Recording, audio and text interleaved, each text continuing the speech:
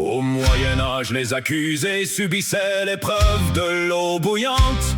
Ils devaient saisir un anneau métallique dans une marmite d'eau bouillante à main nue. On enveloppait ensuite leurs mains d'un linge pendant 3 jours.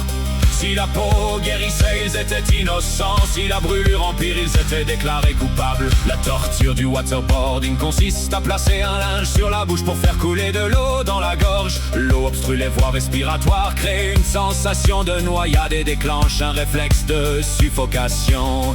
Le tissu empêche l'eau de remonter, même sans noyade réelle. Cela provoque de graves souffrances physiques et psychologiques. Si l'on compacte toute la glace de l'Antarctique en une énorme glace pilée, sa base fait 400 km de large et elle s'élève à plus de 600 km dans le ciel.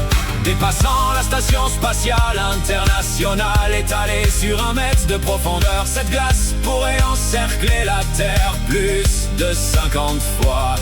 En 1848, une barre de fer transperça le visage et le crâne d'un ouvrier ferroviaire passant derrière l'œil gauche pour sortir par le sommet du crâne.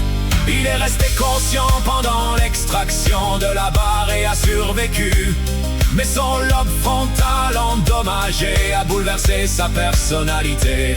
Il est devenu impulsif et instable, sans maîtrise de lui-même.